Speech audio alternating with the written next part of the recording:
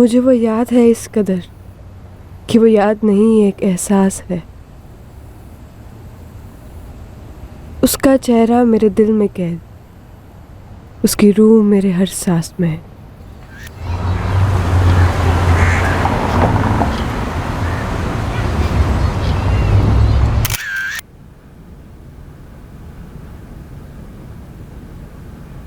आज तस्वीरों की फसल अच्छी थी।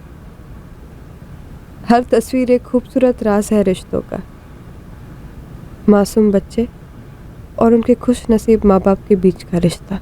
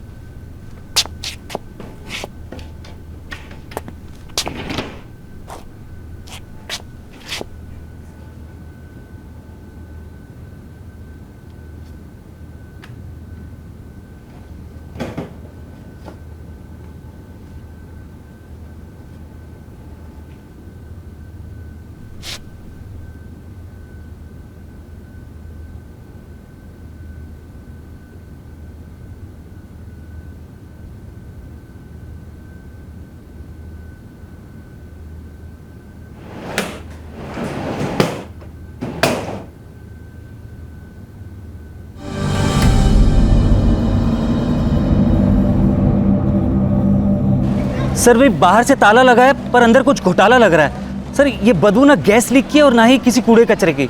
आप तुरंत आएंगे तो बेहतर होगा सर।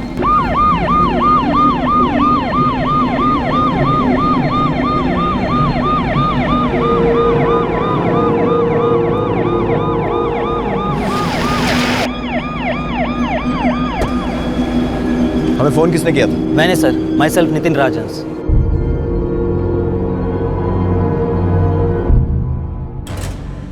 ताला कब से लगा हुआ है? सर, ताला तो लगभग 3-4 दिन से है सर। कौन रहता है यहाँ? सर, वैसे तो फ्लैट दिनेश मेहरा का है पर किराए पर चढ़ा रखा है। 3 लोग रहते हैं यहाँ, एक लड़की और 2 लड़के, तीनों यंग से हैं।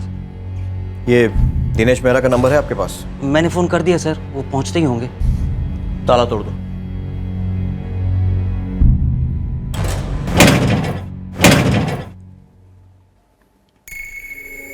लड़की का नाम आपने सोफिया पराशर बताया।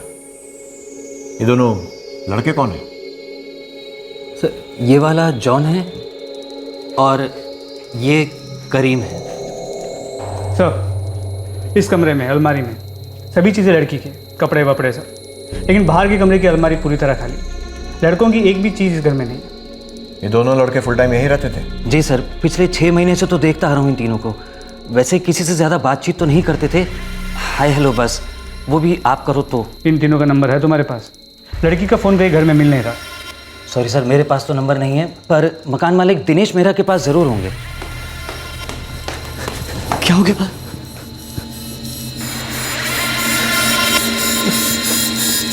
क्या हो गया? अरे दिनेश भाई, आपके घर में जो लड़की रहती थी उसकी डेड बॉडी मिली है। क्या बात कर रहे हैं? हाँ,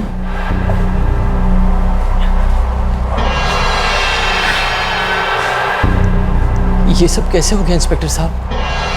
ये तो मैं आपसे पूछने वाला था। घर आपका है, आपकी किराएदार सोफिया पराशर मर चुकी है और बाकी के 2 किराएदार जॉन और करीम गायब है।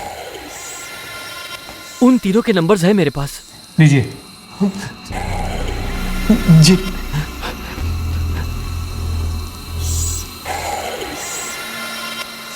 आपके द्वारा डायल किया हुआ नंबर अभी बंद है, कृपया। नहीं साहब जी, हमारे बीच कोई रिटर्न एग्रीमेंट तो था नहीं। असल में मुझे जल्दी थी अपने इस फ्लैट को किराए पर चढ़ाने की। ऐसे में मेरे एक दोस्त ने इस लड़की को रेकमेंड कर दिया। मुझे लड़की ठीक ठाक लगी तो मैंने वहीं के वहीं डन कर दिया बस। और आप जानते थे कि ये दोनों लड़के उसके साथ रह रहे हैं? जी, ये सोफिया कभी झूठ वूठ नहीं बोलती थी। जैसे ही वो दो लड़के उसके साथ रहने के लिए यहाँ आए, उसने फौरन मुझे फ़ोन कर दिया। मेरे दो दोस्त हैं, करीम शेख और जॉन। दोनों ही मेरे बहुत क्लोज है दिनेश जी। अब तुम्हारे फ्रेंड्स हैं तो तुम्हारे जैसे ही होंगे। मैं गारंटी देती हूँ दिनेश जी, अगर थोड़ा भी 19-20 होता तो मैं खुद उनके साथ नहीं रहती। मुझे तुम पर पूरा भरोसा है और सिर्फ इसी भरोसे की वजह से मैं तुम्हें अलाउ कर रहा हूँ। ओके? Thank you sir. और आपने किसके भरोसे पर, मतलब गारंटी पर अपना फ्लैट सोफिया को किराए पर दिया था? मेरा एक दोस्त है समीर भारद्वाज, उसकी 2 व्हीलर की एजेंसी है। सोफिया उसी के यहाँ एम्प्लॉय थी। सर, सोफिया पराशर, करीम शेख और जॉन, तीनों के नंबर स्विच ऑफ है। तीनों के कॉल रिकॉर्ड्स निकलवाओ और फ्लैट को दोबारा बारीकी से स्कैन करो, फिर सील करो। सर, आपका ये दोस्त समीर भारद्वाज, इसका शोरूम कहाँ है? यहीं पास ही में है। आइए मैं आपको ले चलता हूँ, चलिए। रुकिए दिनेश जी, क्या कोई ऐसी बात है जो हमें मालूम होनी चाहिए पर आप शायद बताना भूल गए या फिर टाल रहे हो? नहीं जी, ऐसी तो कोई बात नहीं है। सोफिया मारी गई थी। उसके फ्लैटमेट्स करीम शेख और जॉन दोनों गायब थे। जाहिर है कि शक की सुई सीधे इन दोनों पर आ टिकी थी। फ्लैट से करीम शेख और जॉन की सारी चीजें भी गायब थी। यह माना जा रहा था कि इन दोनों ने सोफिया का कत्ल किया और फरार हो गए। लेकिन सोफिया ने जिन लड़कों की गारंटी दी थी, अगर उन्होंने ऐसा किया था तो आखिर क्यों?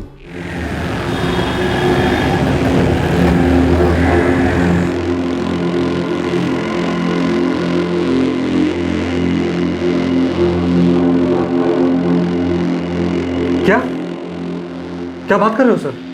जी हाँ, सोफिया पराशर का मर्डर हुआ है। ओह माय गॉड, मुझे यकीन ही नहीं हो रहा इंस्पेक्टर। करीब 3 दिन से उसके फ्लैट पर ताला लगा हुआ है। वैसे आखिरी बार काम पर कब आई थी? 30 जून को। मिस्टर समीर भारद्वाज, 3 दिन से आपकी एम्प्लॉय काम पर नहीं आई और आपने जानने की कोशिश भी नहीं की कि ऐसा क्यों है? सर 3 दिन की छुट्टी ली थी उसने। 4 जुलाई को फिर से ड्यूटी ज्वाइन करने वाली थी। 4 जुलाई, जो कि आज है। सोफिया 3 दिन की छुट्टी तो बहुत लंबी हो जाएगी। जी सर, पर एक्चुअली मैं अपने कुछ फ्रेंड्स के साथ आउट स्टेशन जाने का प्लान बना रही हूँ। ठीक है, लेकिन एक ऑनेस्ट बात बोलूं, तुम जैसी एम्प्लॉय अगर एक दिन भी नहीं आती तो इस शोरूम के काम पर असर पड़ता है। अब तुमने काम इतना बढ़िया किया है तो वैकेशन तो बनता है, तो जाओ एंजॉय करो। Thank you so much sir. इसीलिए सर 3 दिन तक कांटेक्ट करने का सवाल ही नहीं था। उसने कहा था अब आ जाएगी तो आ जाती, पर अब ये। सोफिया के 2 दोस्त करीम शेख और जॉन, जानते हैं उन्हें? नहीं सर, नहीं जानता। पर कोई सोफिया को क्यों मारेगा? इतनी होनहार लड़की थी वो, मेरी बेस्ट एम्प्लॉय थी। काफी अलग लड़की थी सर। उसे कुछ करना था। फोटोग्राफी का बहुत शौक था उसे और अच्छी फोटोग्राफर थी।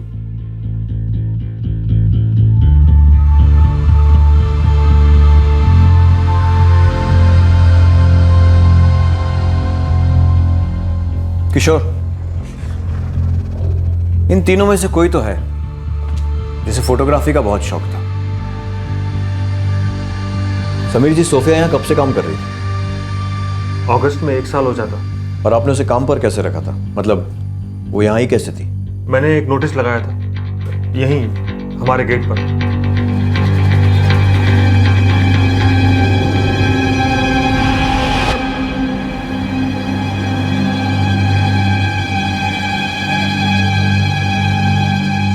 वो खुद चलकर आई और वो तय करके आई थी कि ये नौकरी वो लेकर रहेगी। सर गजब का कॉन्फिडेंस था उसमें। सर मैं 18 ईयर्स और 3 मंथ्स की हूँ, 12th तक पढ़ी हूँ, ठीक ठाक इंग्लिश भी बोल लेती हूँ, कंप्यूटर savvy हूँ। ये जॉब पक्का कर लूँगी सर। तुम्हारा रेज्यूमे? वही तो बताया सर आपको, टाइप करके दूँ? I mean no work experience? No sir, actually ये मेरी पहली जॉब होगी। और फर्स्ट इंटरव्यू? हाँ सर, और मैं जानती हूँ आप मुझे जॉब पक्का देंगे। क्योंकि आप जानते हैं कि मैं उस जॉब को अपना 100% दूंगी। तो फिर कब से ज्वाइन कर सकती हो? अभी से सर, मैं तो तैयार हूँ, खाना वाना सब साथ में लेकर आई हूँ। तुम कहाँ रहती हो? सर जगह ढूंढ रही हूँ। मतलब तुम हो कहाँ से और घर पे कौन कौन है? बचपन से एक ऑर्फनेज में रहती आई हूँ।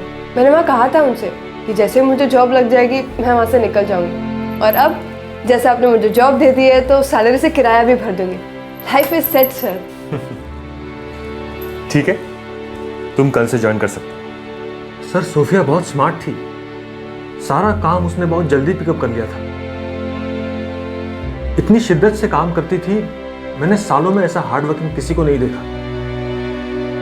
और दिल की साफ, जुबान की साफ, जी करता था उस लड़की के लिए कुछ करूं। इसीलिए जब दिनेश मेहरा ने कहा कि उसे अपना फ्लैट किराए पर चढ़ाना है, तो मैंने कहा दिनेश इस लड़की को दे और पैसे की झिझक ना कर। अनाथ आश्रम में पली बड़ी थी। इस ऑर्फनेज का नाम बता सकते हैं? हाँ सर, उसने नाम बताया तो था, कोई Prabhu Kripa home for children.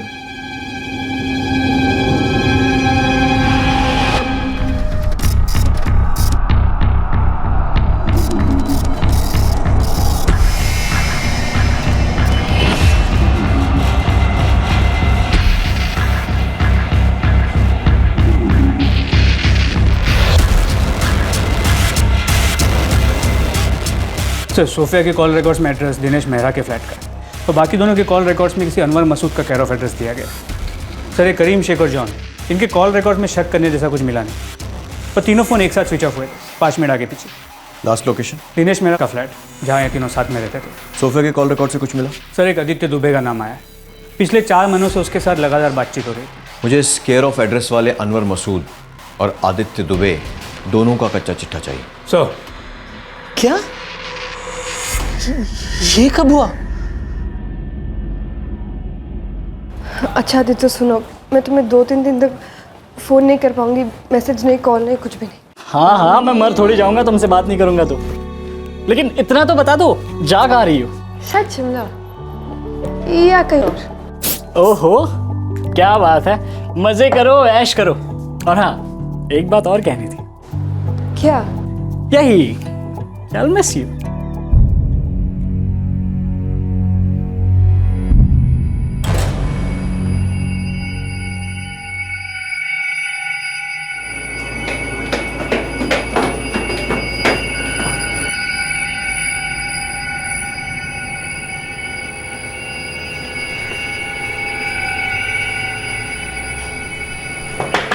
Anwar Masood, जी फरमाइए। करीम शेख और जॉन, इन दोनों को तो आप जानते होंगे। जी हाँ जानता हूँ, और बहुत अच्छी तरह से जानता हूँ। वैसे माजरा क्या है साहब? जॉन और करीम दोनों बेस्ट फ्रेंड्स थे सोफिया के। उसने मिलवाया था उन दोनों से मुझे। सो आदित्य, ये है जॉन और ये है करीम। हम लोग मिल आज रहे हैं, लेकिन सोफिया ने बहुत कुछ बताया तुम दोनों के बारे में मुझे। आदित्य, एक्चुअली हम एक ही जगह में और एक ही साथ पले बड़े। वो दोनों लड़के बड़े नेक हैं साहब। ये आपके नेक लड़के इस वक्त का नेकी कर रहे हैं। ये मैं कैसे बता सकता हूँ? 6 महीनों से तो मैं उनसे मिला तक नहीं। वो दोनों आपके साथ यहीं रहते थे ना? जी हाँ, यहीं रहते थे। दरअसल मेरा धंधा हल्का मंदा चल रहा था, तो सोचा खाली कमरे से कुछ पैसे कमा लूँ। कौन सा ब्रोकर लाया था उन्हें? आज के ज़माने में सबसे बड़ा ब्रोकर इंटरनेट है। मेरे बेटे के एक दोस्त ने कहा कि अंकल, ब्रोकर का झंझट ही नहीं है, सब कुछ फेस टू फेस हो जाएगा, इसलिए डाल दिया इंटरनेट पर। और दूसरे दिन ये दोनों लड़के दरवाजे पर थे। वालेकुम अस्सलाम। बैठो बेटा, बैठो बैठो। करीम शेख और जॉन। ये जॉन क्या बेटे? दरअसल मेरा नाम असलम खान है, जॉन बस पुकारने वाला नाम। अच्छा अच्छा अच्छा, तो आप करीम शेख साहब और आप असलम खान साहब। बेटा आपके वालिदैन क्या करते हैं? आप लोग हो कहाँ के? दोनों यतीम खाने में पले बड़े थे साहब, पर उनकी तहजीब देखते आप लगता किसी पढ़े लिखे खानदान से ताल्लुक़ रखते। निहायत ही शरीफ। करते क्या थे दोनों? सर्विस करते थे सर। कैसी सर्विस? कहाँ पर? ये तो मैंने कभी पूछा नहीं साहब। किराया वक्त पर दे देते थे, कोई बुरी आदतें नहीं थी और ना ही शोर शराबा। फिर 6 महीने पहले छोड़कर चले गए। क्या कहा था आपसे? यही कि किसी दोस्त के साथ रहेंगे उसके फ्लैट पर। फिर 6 महीनों से ना ही उनसे मुलाकात हुई और ना ही कभी फोन पे बातचीत। कोई जरूरत ही नहीं थी। क्या ये वही अनाथ आश्रम है जहाँ सोफिया पली बड़ी थी? जी सर, सोफिया ने यही कहा था मुझसे। तुम्हें पता है आदित्य, ये जॉन दरअसल जॉन नहीं है, इसका असली नाम असलम खान है। और इसका नाम जॉन इसीलिए है क्योंकि मैंने इसे नाम दिया है। और ये सोफिया है, और ये सोफिया इसलिए है क्योंकि मैंने इसका नाम सोफिया रखा है। तुम तीनों, ऐसा लगता है कि तुम तीनों एक ही फैमिली के हो। वो तीनों बचपन से एक साथ रहे थे। तो अगर ये असलम खान जॉन था तो सोफिया क्या थी? उसका असली नाम? आरती। तो तीनों साथ में पले बड़े थे, काफी क्लोज भी थे। और तुम भी क्लोज थे आरती के? जी सर। कहाँ मिले? मैं बाइक खरीदने उसके शोरूम गया था sir.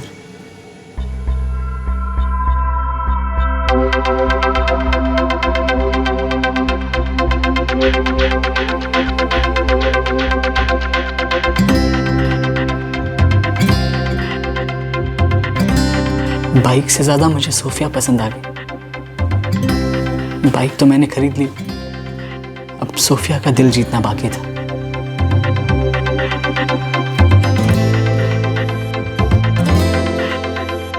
Okay ma'am, I am in love with this bike. मैं यही बाइक खरीदूंगा। Congratulations sir. मेरा नाम है आदित्य दुबे। और आप? सोफिया। आइए सर, हैव अ सीट। और मैं पेमेंट कैश में करूंगा। Sure sir. और हाँ, मैं बाइक भी आज ही ले जाऊंगा। Sure sir. अच्छा, आप मेरे साथ बाइक राइड पर चलोगी? उसके बाद एक कॉफ़ी। सॉरी सर, एक्चुअली आप यहाँ पर कस्टमर है और मैं यहाँ काम करती हूँ। एक्चुअली मैं ओके, नो प्रॉब्लम। पर मैं बाइक तो खरीद सकता हूँ ना? Sure sir. फिर मैं कोई ना कोई बहाना बनाकर उसके शोरूम जाते रहता, उससे मिलने के लिए। फाइनली दोस्ती हुई। सर, दोस्ती मेरे लिए एक सीढ़ी थी उसके दिल तक पहुंचने की। सोफिया, तुम्हें पहली बार देखते ही मुझे तुमसे प्यार हो गया था। आज कह रहा हूँ, आई लव यू। उसने एक्सपेक्ट ही नहीं किया था और मुझे ये बात हजम ही नहीं हुई कि उसके दिल में मेरे लिए फीलिंग्स ही नहीं है। ऐसा कैसे हो सकता था? सॉरी आदित्य, पर मुझे फ्रेंडशिप के आगे कोई इंटरेस्ट नहीं है। मैं इस वक्त और कुछ नहीं सोचना चाहती। क्यों? क्या प्रॉब्लम है इस वक्त में? आदित्य, ये वक्त कुछ करने का है, कुछ बनने का है। मैं प्रोफेशनल फोटोग्राफर बनना चाहती हूँ, इक्विपमेंट खरीदना चाहती हूँ, बहुत सारी चीज़ें करना चाहती हूँ। लिस्ट बहुत लंबी है। तो मैंने तुम्हें कब रोका है? मुझे कोई डिस्ट्रैक्शन नहीं चाहिए। मेरी फीलिंग्स डिस्ट्रैक्शन है? प्लीज़ आदित्य, ऐसा मत कहो। मुझे तुम्हारी दोस्ती अच्छी लगती है, प्लीज़ उसे वहीं तक रखते हैं। मैं बंधना नहीं चाहती। मुझे सोफिया कभी समझ ही नहीं आई। मैं डिसअपॉइंट हो गया, पीछे हट गया, उससे मिलना बंद कर दिया मैंने। सर, जिससे प्यार करते हो उसके साथ सिर्फ फ्रेंडशिप कभी नहीं हो सकती सर, और मुझसे तो नहीं हो पा रही थी, और इसीलिए मैंने फुल कट ऑफ कर लिया। कॉल्स भी, मैसेजेस भी, सब कुछ। मुझे पागल नहीं होना था सर। फिर कुछ हफ्ते कुछ नहीं हुआ, पर एक दिन सोफिया ने सामने से मुझे फ़ोन किया।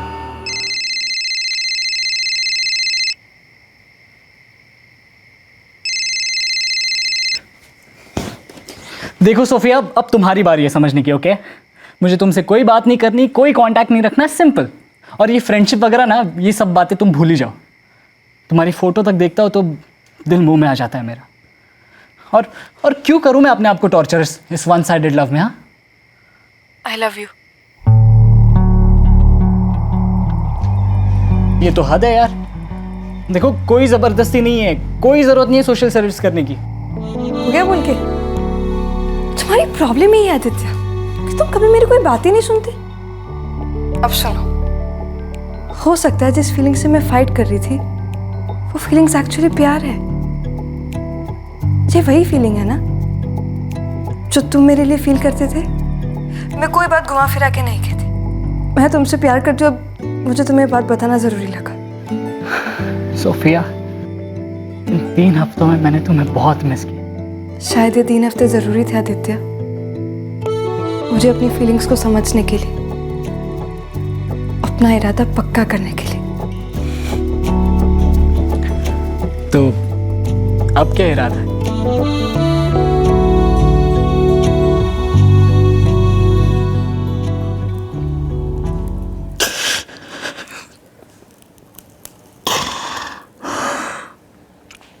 असलम खान उर्फ जॉन या करीम शेख सोफिया को क्यों मारते? क्या उन्हें तुम्हारे और सोफिया के रिश्ते से कोई प्रॉब्लम थी? मुझे नहीं पता सर। सोफिया ने कभी कुछ नहीं कहा, बस वो उनसे बहुत करीब थी।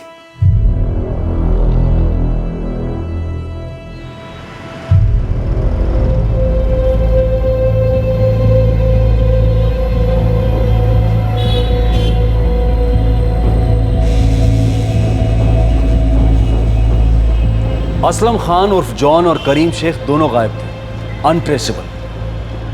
इन 2 लड़कों के लिए पूरे दिल्ली शहर में सर्च ऑपरेशन लॉन्च किया गया, लेकिन पुलिस इन 2 युवकों तक पहुंच ही नहीं पा रही थी। वो आरती पराशर और सोफिया के कत्ल में प्राइम सस्पेक्ट्स थे, लेकिन फिर भी उनके बारे में खबर का एक तिनका भी सामने नहीं आ रहा था। कहां छुपकर बैठे थे ये दोनों? आखिरकार पुलिस उस यतीम खाने पहुंची और उनके अतीत के गिरेबान में हाथ डालकर उनके वर्तमान का कोई सुराग खंगालने लगी।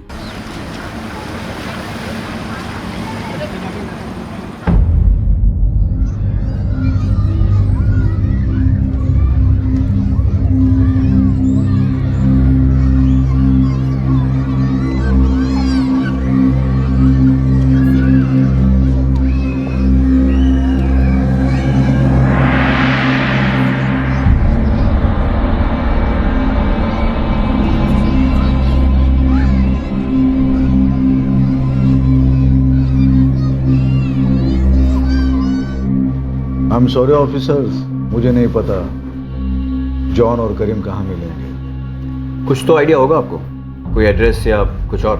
वैसे जॉन, सोफिया और करीम के फैमिलीज के एड्रेसेस है हमारे ऑफिस के फाइल में। क्या? पर ये तीनों तो अनाथ थे ना? लोगों के दिलों में ऑर्फनेजेस के बारे में कुछ गलत फहमियाँ हैं। जॉन और करीम को यहाँ गेट पर कोई छोड़ कर नहीं गया था, उन्हें यहाँ पर लाया गया था। करीम को उसका बड़ा भाई आतिफ शेख यहाँ लेके आया था और असलम खान उर्फ जॉन उसे उसका पिता फारूक हबीब खान यहाँ पर लेके आया था। और सोफिया जो कभी आरती हुआ करती थी, इन दोनों के आने के कुछ ही महीनों बाद वो यहाँ पर लाई गई थी। उसे उसकी मदर यहाँ पर लेकर आई थी, सीमा पराशर।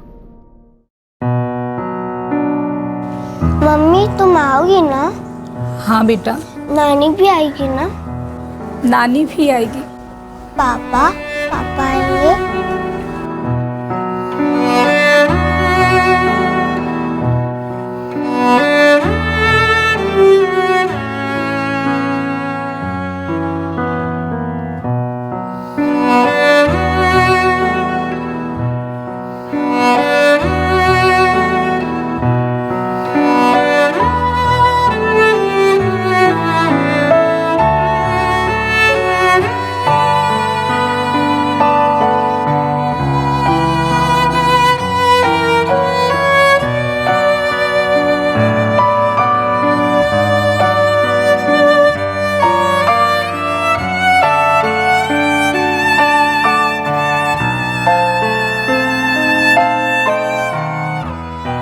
ऑफिसर, ये तीनों बहुत ही गरीब फैमिली से थे। तीनों इतने चिपक के रहते थे कि जैसे एक ही फैमिली से हो।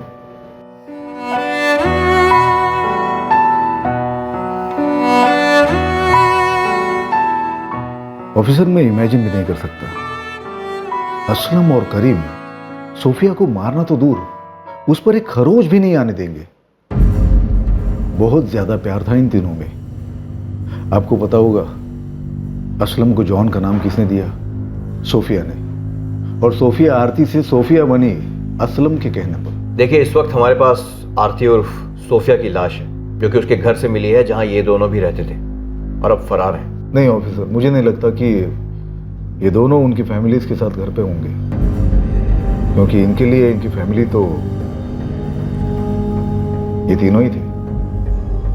नए रिश्ते वक्त बनाता है, जो है हमदर्द वही फैमिली बन जाता है।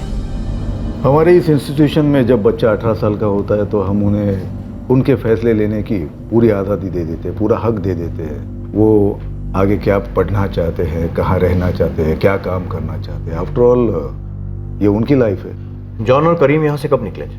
2012 में। उसके बाद 1 साल बाद सोफिया यहाँ से निकल गई। उसे एक बाइक की शोरूम में जॉब लगी थी। आप मुझे इन तीनों की फैमिलीज के एड्रेस दीजिए। हाँ, देता हूँ। ऑफिसर, मैं उम्मीद करता हूँ कि इन तीनों की फैमिलीज आपको मिले, कोऑपरेट करें और जॉन और करीम का पता चले। All the best. Thank you.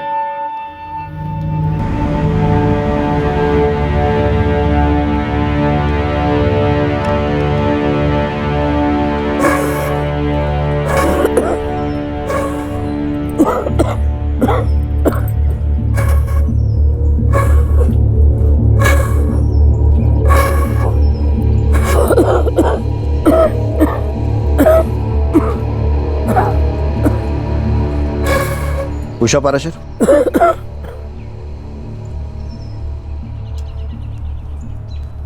आरती आपकी नातिन थी?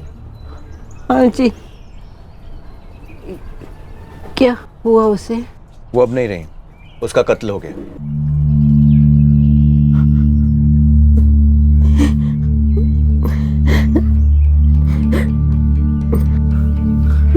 कब? कहाँ? दिल्ली में, पिछले हफ्ते। उसकी लाश मुर्दा घर में पड़ी है। एक अरसा हो गया आरती का चेहरा देखे हुए। आरती के माँ बाप कहाँ हैं? उसका बापू तो दोनों को छोड़ के दुबई चला गया। वहाँ उसको नौकरी भी मिल गई।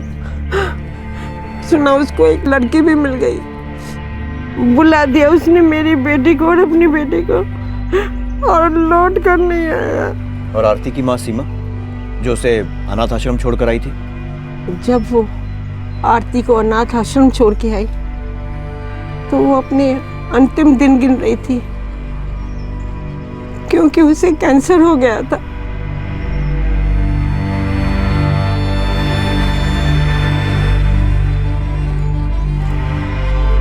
सीमा के बापू को लकवा मार गया था। उन्होंने खाट पकड़ ली थी और मेरी बुढ़ी हड्डियां भी जवाब दे चुकी थी।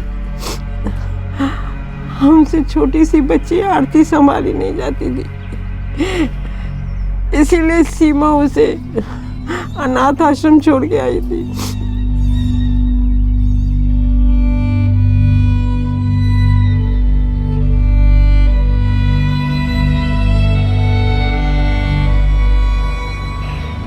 नहीं साहब, करीम तो यहाँ पर नहीं आया। पिछले कुछ दिनों में बात हुई थी आपसे? 2001 में मैंने उसे वहाँ पर छोड़ा था। उसके बाद से मैंने उसे देखा नहीं, ना ही कभी उससे बात। एक बार भी नहीं?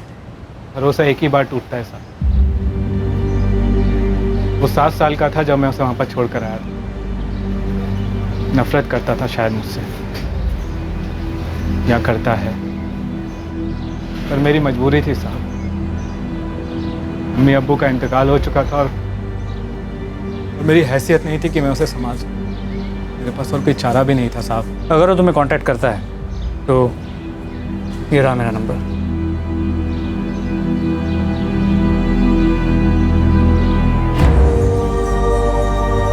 सीने पे पत्थर रखकर छोड़ाया था उसे।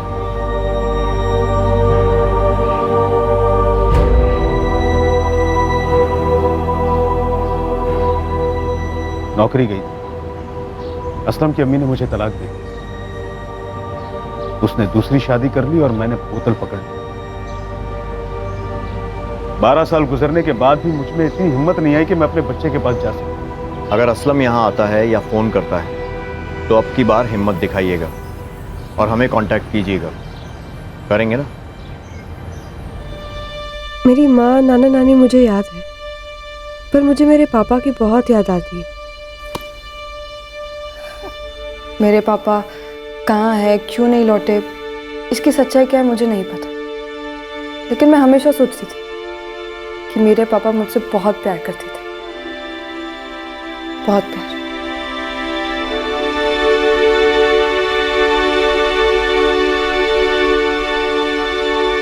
वहाँ ऑर्फनेज में बहुत तकलीफ होती थी ना? जॉन और करीम थे ना हमेशा मेरे लिए। हम लड़ते झगड़ते, फिर हम सुलह भी कर लेते, पर कभी भी एक दूसरे का हाथ नहीं छोड़ते। आदित्य, हम तीनों दर्द के धागे से जुड़े थे, और दर्द खून से ज्यादा गाढ़ा होता।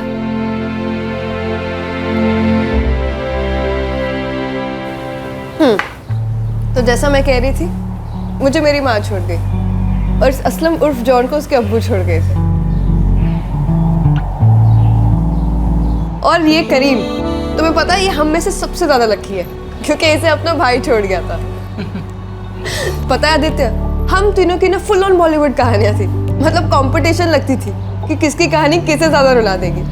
लेकिन फिर हमने सोचा कि नो रोना नो धोना, जो है सो है, उसे एक्सेप्ट करो और आगे बढ़ो।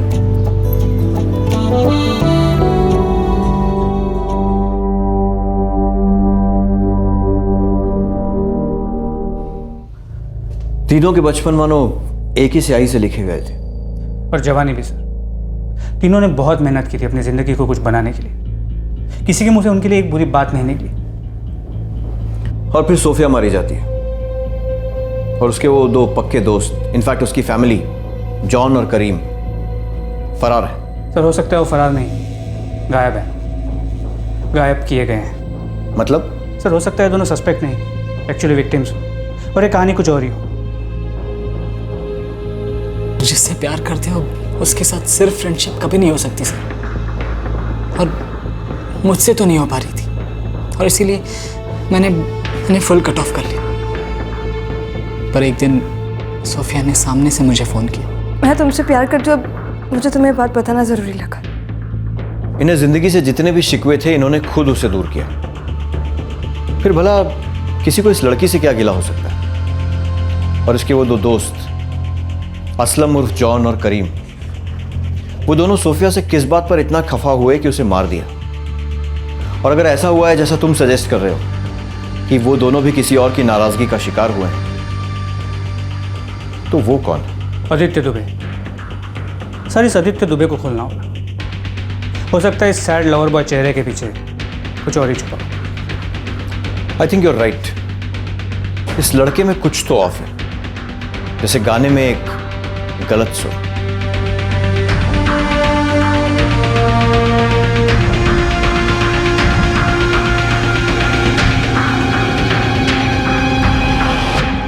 दर्द के धागे से बंधे करीम और जॉन को सोफिया अपनी असली फैमिली मानती थी, लेकिन उनके ठिकाने का कोई पता नहीं था।